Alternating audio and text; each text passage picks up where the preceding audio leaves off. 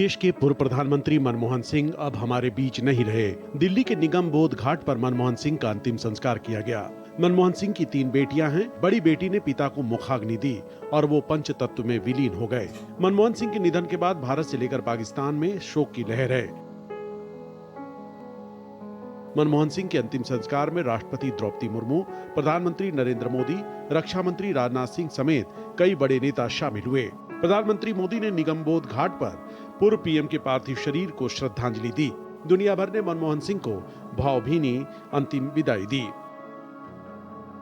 मनमोहन सिंह को देश की अर्थव्यवस्था का कायाकल्प करने के लिए हमेशा याद रखा जाएगा। मनमोहन सिंह को आर्थिक क्रांति का अग्रदूत भी कहा जाता है। जब भारत आर्थिक संकट से जूझ रहा था, सरकारी खजाना लगभग खाली हो चुका था, देश का सोना गिरवी हो चुका था, उस नाजुक मोड़ पर मनमोहन सिंह ने करिश्मा कर दिया। देश को डूबने से बचा लिया। आर्थिक अंधकार के बीच आखिरी किरण बनकर देश का मस्तक ऊंचा कर दिया। वो मनमोहन सिंह ही थे जिन्होंने देश में पहली बार उदारीकरण, निजीकरण, वैश्वीकरण का मॉडल तैयार किया। 90 के दशक में देश के आर्थिक हालात बहुत खराब थे। केंद्रीय बैंक ने और नए कर्ज देने से इनकार कर दिया था। भारत का विदेशी मुद्रा भंडार केवल $6 बिलियन रह गया था। महासंकट की घड़ी में मनमोहन सिंह संकट मोचक बनकर आए। पीवी नरसिंह राव की सरकार में वित्त मंत्री बने, फिर भारत को नई दिशा दी। मनमोहन सिंह स्कूल और कॉलेज में हमेशा अव्वल रहे। उन्होंने जो भी काम किया उसमें प्रथम स्थान हासिल किया। पंजाब यूनिवर्सिटी से ग्रेजुएशन और पीजी में कीर्तिमान गढ़ा, कैम्ब्रिज यूनिवर्सिटी से पीएचडी की, फिर ऑक्सफोर्ड यूनिवर्सिटी से डीफिल किया। मनमोहन जहां भी गए वो अपने विजन का लोहा मनवाया। मनमोहन सिंह को 1972 में वित्त मंत्रालय में मुख्य आर्थिक सलाहकार बनाया गया। इसके बाद वो 1982 से 1985 तक रिजर्व बैंक के गवर्नर बनाए गए, फिर योजना आयोग के उपाध्यक्ष बनाए गए। नीतियों और योजनाओं के दम पर वो प्रधानमंत्री के मुख्य आर्थिक सलाहकार नियुक्त हुए। मनमोहन सिंह ने अर्थव्यवस्था पर गहरा शोध किया था। देश दुनिया के महान अर्थशास्त्रियों को पढ़ा था, समय समय पर संशोधन करके नीतियों और योजनाओं में लागू किया था। समस्त विश्व में उनकी कार्यशैली की प्रशंसा हुआ करती थी। इसलिए 1991 में जब पीवी नरसिम्हा राव देश के प्रधानमंत्री बने, उन्होंने मनमोहन सिंह को वित्त मंत्री बनाया। मनमोहन सिंह के पिता चाहते थे कि वो अर्थशास्त्री नहीं बल्कि डॉक्टर बने। पिता के दबाव में उन्होंने मेडिकल कॉलेज में दाखिला ले लिया, लेकिन उनका मन नहीं लगा।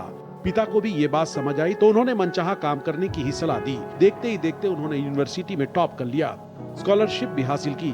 बस वही दौर था जब मनमोहन सिंह और इकोनॉमिक्स एक ही सिक्के के 2 पहलू बन गए।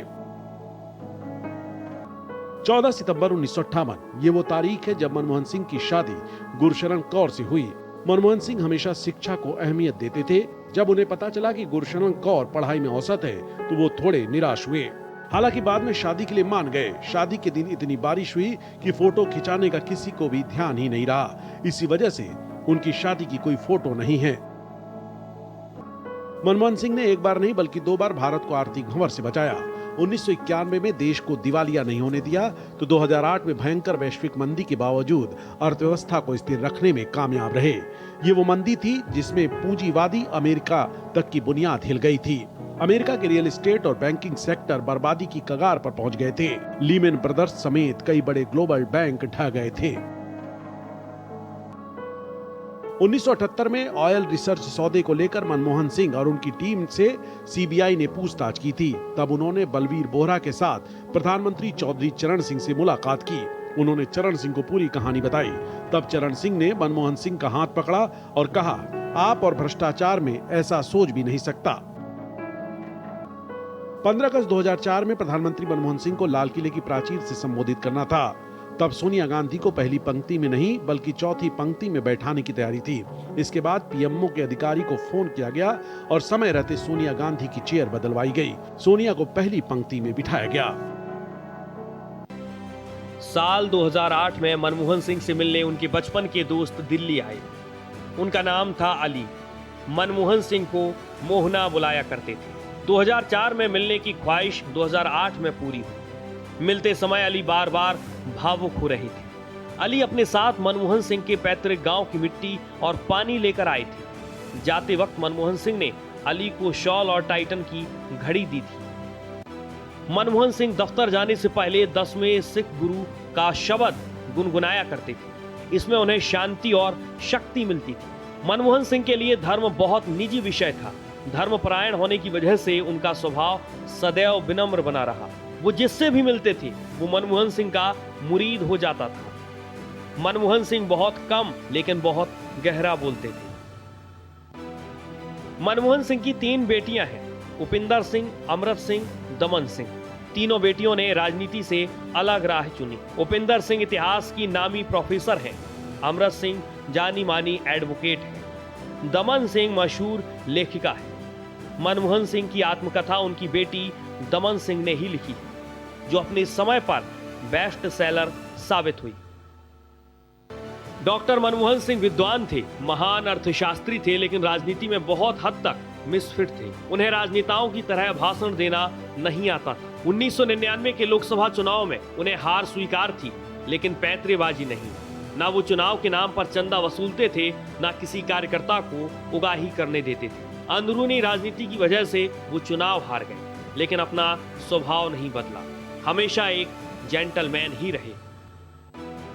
मनमोहन सिंह ने जब देश में उदारीकरण, निजीकरण, वैश्वीकरण की शुरुआत की तो नएपन की वजह से उन्हें बहुत आलोचना झेलनी पड़ी। उनके परिवार का सामाजिक तौर पर बहिष्कार किया गया। बेटियों को अपने कार्यस्थल पर बुरा भला सुनने को मिला।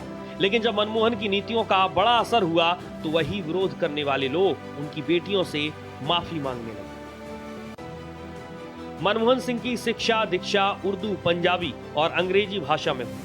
उन्हें हिंदी पढ़नी नहीं आती थी। उनके मीडिया सलाहकार हिंदी के शब्दों को उर्दू लिपि में लिख दिया करते थे, ताकि मनमोहन सिंह को भाषण पढ़ने और बोलने में कोई दिक्कत ना हो।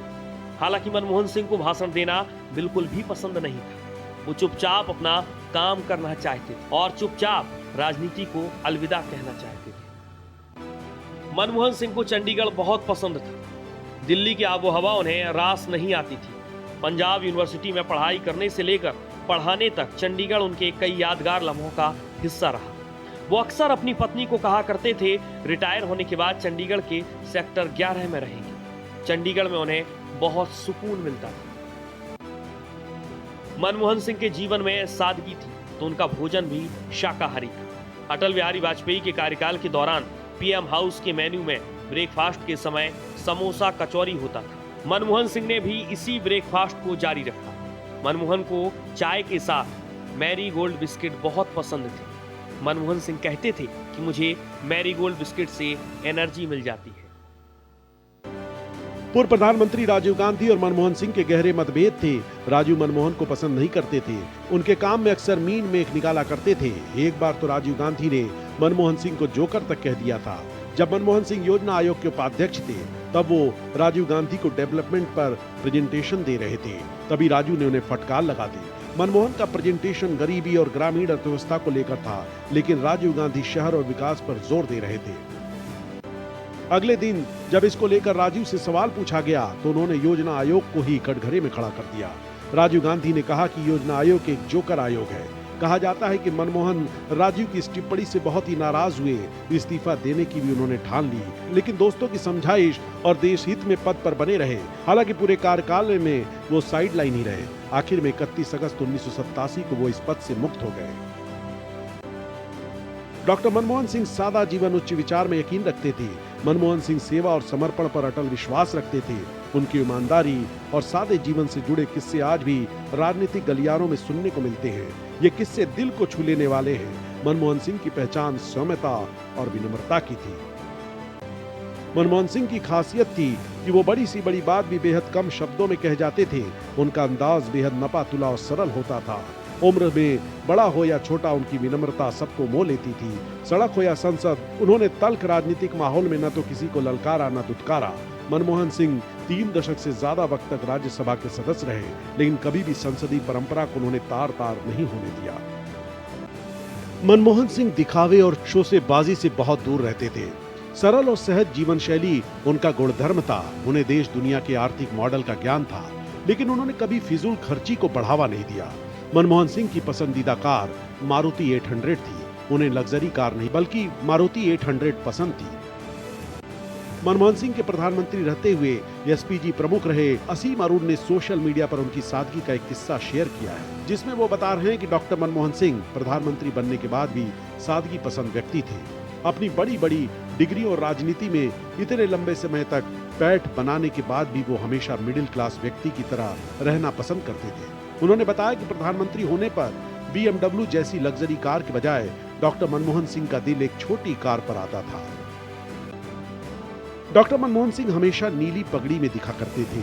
उनकी पगड़ी के इस रंग का राज क्या था, उन्होंने खुद इसका खुलासा किया था। मनमोहन सिंह ने बताया था कि उनकी पगड़ी का नीला रंग कैम्ब्रिज यूनिवर्सिटी के प्रति सम्मान का प्रतीक है। 2006 में उन्हें डॉक्टरेट ऑफ लॉ की उपाधि से सम्मानित किया गया था। उसी दौरान उन्होंने इस राज से पर्दा उठाया। मनमोहन सिंह ने 1957 को कैम्ब्रिज यूनिवर्सिटी से इकोनॉमिक्स में फर्स्ट क्लास ऑनर की डिग्री हासिल की। इनके डिग्री हासिल करने के करीब 50 साल बाद अक्टूबर 2006 में कैम्ब्रिज यूनिवर्सिटी ने उन्हें डॉक्टरेट ऑफ लॉ की उपाधि से सम्मानित किया। कैम्ब्रिज यूनिवर्सिटी में जब मनमोहन सिंह को सम्मानित किया जा रहा था, तब Duke of Edinburgh Prince Philip ने उनकी नीली पगड़ी की ओर इशारा करते हुए कहा, देखो उनकी पगड़ी का रंग। इस टिप्पणी पर तालियों की गड़गड़ाहट के बीच डॉक्टर सिंह ने बताया कि हल्का नीला रंग उनका पसंदीदा रंग है और ये उन्हें कैम्ब्रिज के दिनों की याद दिलाता है। उन्होंने बताया कि कैम्ब्रिज में उनके साथी उन्हें प्यार से ब्लू टर्बन कहते थे। भारत में एक दौर ऐसा भी था जब राजनीतिक गलियारों में 3 सरदारों की दोस्ती की खूब चर्चा होती थी। पूर्व प्रधानमंत्री मनमोहन सिंह, योजना आयोग के पूर्व उपाध्यक्ष मोंटेग सिंह अहुलवालिया और वरिष्ठ वामपंथी नेता हरकिशन सिंह सुरजीत, इन तीनों महानुभावों को लेकर एक रोचक किस्सा है। मनमोहन सिंह और सोनिया गांधी के बीच मनमुटाव हो गया था। मनमोहन सिंह मोंटेग सिंह अहुलवालिया को वित्त मंत्री बनाना चाहते थे। उन्होंने मोंटेग का नाम सोनिया गांधी के पास भेजा। सोनिया के ऑफिस से मोंटेग का नाम खारिज हो गया। सोनिया ने अहुलवालिया की जगह पी चिदम्बरम को चुना। पी चिदम्बरम को वित्त मंत्री जरूर बना दिया गया, लेकिन मनमोहन सिंह मोंटेग सिंह अहुलवालिया को अपना इर्द गिर्द रखना चाहते थे। मनमोहन सिंह को मोंटेग सिंह की काबिलियत पर बहुत भरोसा था। बड़े बड़े फैसलों में दोनों एक दूसरे की राय जरूर लेते थे। मोंटेग सिंह मनमोहन सिंह को सरदार जी बुलाया करते थे, इसलिए मनमोहन सिंह ने मोंटेग सिंह को योजना आयोग का उपाध्यक्ष बनाने का प्लान बनाया। यहाँ बड़ी समस्या लेफ्ट पार्टीज थी, जिनके सहयोग से यूपीए सरकार चल रही थी। मोंटेग को लाने में वरिष्ठ वामपंथी नेता हरकिशन सिंह सुरजीत ने उनकी मदद की। मनमोहन सिंह अपनी रणनीति में कामयाब रहे। मोंटेग सिंह योजना आयोग के उपाध्यक्ष बन गए। पद संभालने से पहले मोंटेग सिंह सीधे मनमोहन सिंह के पास गए। उन्होंने पूछा कि उन्हें सबसे पहले किससे मिलना चाहिए। तब मनमोहन ने कहा कि जाओ सबसे पहले 80 साल के कामरेड सुरजीत से मिलो। उस समय कांग्रेस के कई नेता मनमोहन, सुरजीत और मोंटेग सिंह तीनों सरदारों की साठगांठ का मजाक बनाते थे। पूर्व प्रधानमंत्री डॉक्टर मनमोहन सिंह के लिए असम हमेशा से उनके दिल में एक विशेष स्थान रखता था। एक ऐसा राज्य जिसे वे प्यार से अपना गोद लिया हुआ घर कहते थे। ये भावनात्मक बंधन 1991 से शुरू हुआ, जब वे पहली बार असम से राज्यसभा के लिए चुने गए थे। वो जब तक प्रधानमंत्री रहे, असम से ही राज्यसभा के लिए चुने गए। मनमोहन सिंह 1991 से लगातार 2019 तक 5 बार असम से राज्यसभा के सांसद चुने गए। ये उनके जीवन काल में बतौर राज्यसभा सदस्य एक राज्य से बिताया गया सबसे ज्यादा समय था। अपने पूरे कार्यकाल के दौरान मनमोहन सिंह ने असम के विकास के लिए अथक प्रयास किया। उन्होंने राष्ट्रीय ढांचे, बाढ़ नियंत्रण, चाय उद्योग सुधार और नॉर्थ ईस्ट के लिए विशेष आर्थिक पैकेज जैसे मुद्दों की वकालत की। मनमोहन सिंह अपने कार्यकाल के दौरान कई कार्यक्रमों में अक्सर कहते थे, असम ने मुझे तब घर दिया जब मेरे पास कोई घर नहीं था। असम ने मुझे अपनाया और राष्ट्र की सेवा करने का अवसर दिया। असम के साथ उनके लंबे समय से जुड़े होने के कारण उन्हें वहाँ के लोगों का प्यार और सम्मान मिला। असम के लोग उन्हें न सिर्फ एक राजनीतिक प्रतिनिधि के रूप में बल्कि अपनी आकांक्षाओं के संरक्षक के रूप में भी मानते थे। राजनीति में मनमोहन सिंह की एंट्री भले ही करीब 60 साल की उम्र में हुई, लेकिन उनकी सियासी दूरदर्शिता और गहराई का पता इससे चलता है कि 1998 से 2004 तक जब बीजेपी सत्ता में थी, तब मनमोहन सिंह ने राज्यसभा में विपक्ष के नेता के पद को भी बखूबी संभाला था। हर पार्टी के नेता उनकी योग्यता के कायल थे।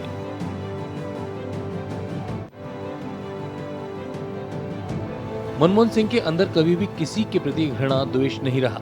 अपने सियासी सफर के दौरान वे हर पार्टी से तालमेल बनाकर रखते थे। पीएम मोदी ने कई बार डॉक्टर मनमोहन सिंह की प्रशंसा खुले आम की है। पीएम मोदी ने मनमोहन सिंह की तारीफ करते हुए कहा था कि सनद के नेता के तौर पर और प्रतिपक्ष के नेता के तौर पर उनका योगदान बहुत बड़ा रहा है। कहते हैं मनमोहन सिंह की जटिल हालात में भी बेहतर नतीजे निकालने की क्षमता थी, जिसकी कांग्रेस में अक्सर चर्चाएं होती थी।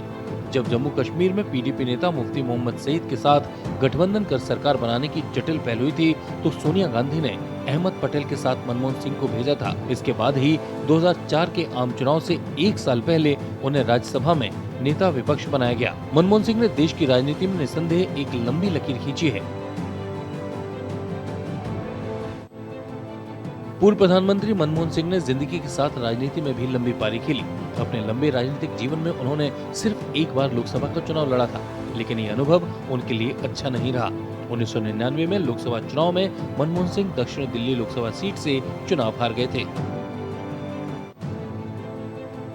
1999 में लोकसभा चुनाव में जब कांग्रेस ने मनमोहन सिंह को दक्षिण दिल्ली लोकसभा सीट से टिकट दिया, तो कहते हैं कि मनमोहन सिंह की पत्नी गुरशरण कौर उनके चुनाव लड़ने के खिलाफ थी, लेकिन सोनिया गांधी के आदेश के चलते वो इसे टाल नहीं सके और पत्नी की इच्छा के खिलाफ जाकर चुनाव मैदान में उतरे।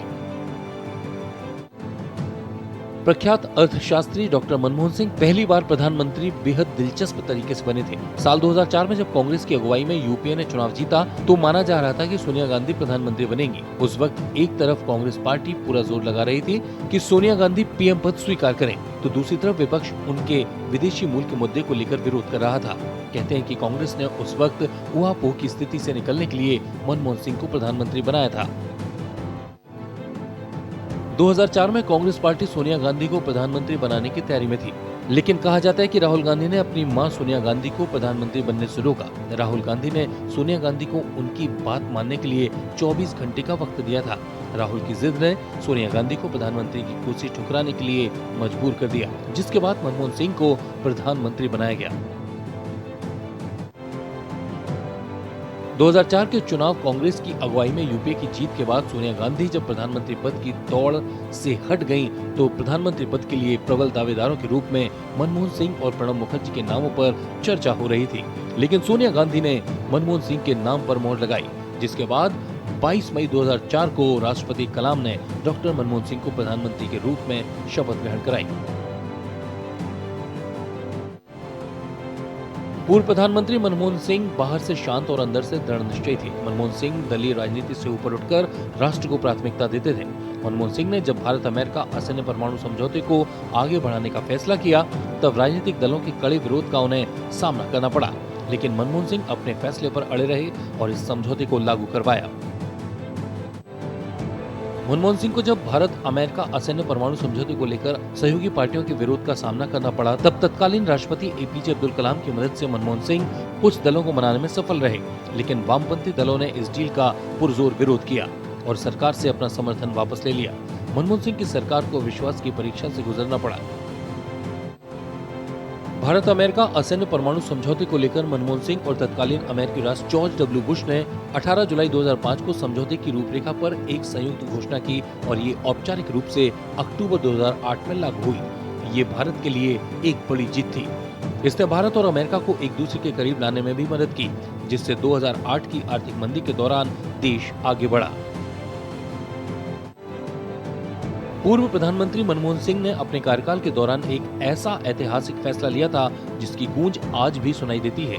तारीख 12 अक्टूबर 2005, इसी दिन भारत में एक ऐसा कानून लागू हुआ जिसने शासन प्रशासन की तस्वीर बदल कर रख दी। वो कानून था सूचना का अधिकार, यानी आरटीआई। सूचना का अधिकार कानून लाने का पूरा श्रेय मनमोहन सिंह को जाता है। ये कानून आम जनता के लिए एक ऐसा हथियार साबित हुआ जिसने पारदर्शिता और जवाबदेही की नई इबारत लिखी। आरटीआई ने हर नागरिक को यह अधिकार दिया कि वे सरकारी प्राधिकरणों से किसी भी तरह की जानकारी मांग सकें। पूर्व प्रधानमंत्री मनमोहन सिंह जब सूचना का अधिकार कानून लाए, तो सरकारी कामकाज की वो परतें जो कभी आम जनता की पहुंच से बाहर थीं, वो उनके सामने खुलने लगी और ये कानून भ्रष्टाचार से लड़ने का सशक्त माध्यम बन गया। महज कुछ ही सालों में ये कानून आम आदमी की आवाज बनता गया।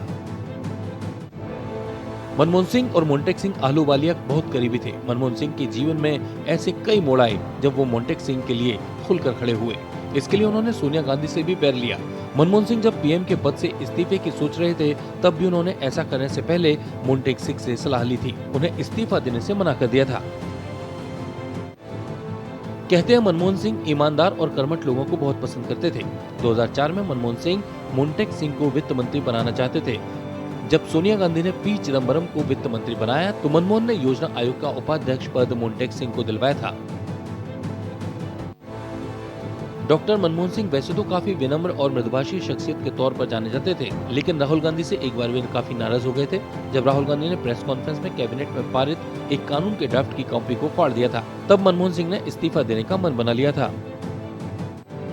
मनमोहन सिंह ने 2009 में कांग्रेस को निर्णायक चुनावी जीत दिलाई और दूसरी बार प्रधानमंत्री बने, लेकिन जीत की चमक जल्द ही फीकी पड़ने लगी और उनका दूसरा कार्यकाल काफी अच्छा नहीं रहा। उनके मंत्रिमंडल के कई मंत्रियों पर घोटाले के आरोप लगे। विपक्ष ने संसद को लगातार ठप रखा और नीतिगत ठहराव के चलते देश को गंभीर आर्थिक मंदी का सामना करना पड़ा। पूर्व प्रधानमंत्री मनमोहन सिंह ने अपने दूसरे कार्यकाल में बुनियादी ढांचे के विकास और सामाजिक कल्याण योजनाओं पर ध्यान केंद्रित किया, लेकिन इस दौरान उन्हें 2G स्पेक्ट्रम घोटाला और राष्ट्रमंडल खेल घोटालों जैसे विवादों का भी सामना करना पड़ा। तब बीजेपी के वरिष्ठ नेता लालकृष्ण आडवाणी ने मनमोहन सिंह को भारत का सबसे कमजोर प्रधानमंत्री कहा था। पूर्व प्रधानमंत्री मनमोहन सिंह ने अपने दूसरे कार्यकाल के बारे में कहा था कि उनकी सरकार ने देश और जनता के कल्याण के लिए पूरी प्रतिबद्धता और समर्पण के साथ काम किया है। मनमोहन सिंह ने अपने विदेश नीति में अपने दो पूर्ववर्तियों की व्यवहारिक राजनीति को आगे बढ़ाया। उन्होंने पाकिस्तान के साथ शांति प्रक्रिया और चीन के साथ सीमा विवाद खत्म करने की कोशिश की, साथ ही अफगानिस्तान के लिए वित्तीय सहायता बढ़ाई थी। देश के पूर्व प्रधानमंत्री डॉक्टर मनमोहन सिंह सौम्य सरल व्यक्तित्व के धनी थे, लेकिन उनके 10 साल के कार्यकाल में घोटालों की लंबी फहरिस्त रही, जिसे लेकर विपक्ष यूपीए सरकार पर हमलावर रहा। आइए आपको सिलसिलेवार तरीके से उन घोटालों के बारे में बताते हैं। कोयला ब्लॉक आवंटन घोटाले में करीब 1.86 लाख करोड़ रुपए का देश को नुकसान हुआ। राष्ट्रमंडल खेल घोटाले में खेलों के प्रोजेक्ट और योजनाओं में भ्रष्टाचार हुआ। 2G टेलीकॉम घोटाले में सरकार को करीब 1.76 लाख करोड़ रुपए के राजस्व का नुकसान हुआ था। तो अगस्ता वेस्टलैंड हेलीकॉप्टर घोटाले में हेलीकॉप्टर खरीदारी में रिश्वत दी गई थी। इसके अलावा भी यूपीए के शासनकाल में घोटाले हुए, जिन पर विपक्ष ने हंगामा किया। इसमें शारदा चिटफंड घोटाला, जो कि पोंजी स्कीम के तहत हुआ, इसमें व्यक्तिगत इस्तेमाल के लिए धन का डायवर्जन किया गया। आदर्श हाउसिंग घोटाले में रक्षा भूमि परियोजना में अपार्टमेंट के आवंटन में अनियमितता हुई। हॉक विमान खरीदारी में रक्षा मंत्रालय के अज्ञात अधिकारियों को रिश्वत दी गई। पिलाटस बेसिक ट्रेनर विमान घोटाला भी हुआ। इसमें 75 ट्रेनर विमानों की खरीदारी में भ्रष्टाचार हुआ। घोटाले की फेहरिस्त यही नहीं रुकती। यूपीए के कार्यकाल में आईएनएक्स मीडिया केस में मनी लॉन्ड्रिंग और कंपनी में विदेशी निवेश मंजूरी में अनियमितताएं हुई। एंड्रिक्स देवास डील में उपग्रह सौदे में अनियमितताएं हुई। जम्मू कश्मीर क्रिकेट एसोसिएशन घोटाले में फर्जी बैंक खाते खोलकर करीब 44 करोड़ रुपए की हेराफेरी की गई। एम्ब्रेयर डील घोटाले में ब्राजील की एरोस्पेस कंपनी एम्ब्रेयर से भ्रष्टाचार और रिश्वतखोरी की गई। अमेरिका के पूर्व राष्ट्रपति बराक ओबामा ने भी मनमोहन सिंह की अपनी किताब में काफी तारीफ की है। ओबामा ने अपनी पुस्तक अ प्रॉमिस्ड लैंड में डॉक्टर मनमोहन सिंह की कई बातों का जिक्र किया था। बराक ओबामा ने जून 2010 में कनाडा में हुए G20 सम्मेलन के दौरान डॉक्टर मनमोहन सिंह से मुलाकात के बाद कहा था कि जब मनमोहन सिंह बोलते हैं तो पूरी दुनिया सुनती है। नवंबर 2020 में प्रकाशित ओबामा की अ प्रॉमिस्ड लैंड पुस्तक में उनकी पहली भारत यात्रा और डॉक्टर मनमोहन सिंह के साथ हुई चर्चाओं को विशेष रूप से शामिल किया गया है। पूर्व अमेरिकी राष्ट्रपति नवंबर 2010 में भारत आए थे। अपनी किताब में उन्होंने अपनी भारत यात्रा का जिक्र किया है, उस पर विस्तार से लिखा है। इसमें उन्होंने भारत के आर्थिक बदलाव के लिए मनमोहन सिंह को जिम्मेदार बताते हुए तारीफ की थी। ओबामा ने उन्हें भारत की आर्थिक प्रगति का मुख्य शिल्पी बताया और उन्हें बुद्धिमान, विचारशील और निष्ठावान नेता कहा। किताब में ओबामा ने लिखा कि वैश्वीकरण और आर्थिक संकट के प्रभावों को डॉक्टर सिंह गहराई से समझते थे। उनकी सोच सिर्फ भारत तक ही सीमित नहीं थी, बल्कि वैश्विक राजनीति और अर्थव्यवस्था पर भी उन्हें गहरी पकड़ थी। बात साल 2013 की है, जब कांग्रेस सांसद राहुल गांधी ने मनमोहन सिंह सरकार का एक अध्यादेश मीडिया के सामने टुकड़े टुकड़े कर दिया था। ये बिल तत्कालीन पीएम मनमोहन सिंह की कैबिनेट में स्वीकृत किया गया था, लेकिन राहुल गांधी ने इसे कंप्लीट नॉनसेंस बताया था। राहुल के इस बर्ताव से मनमोहन सिंह बेहद नाराज हो गए थे। उन्होंने उस समय योजना आयोग के उपाध्यक्ष मोन्टेक सिंह आहलूवालिया से राहुल के व्यवहार पर चर्चा की थी और उन्हें पूछा था कि क्या उन्हें इस्तीफा दे देना चाहिए, जिसका जिक्र अपनी किताब backstage the story behind India's high growth years में किया है।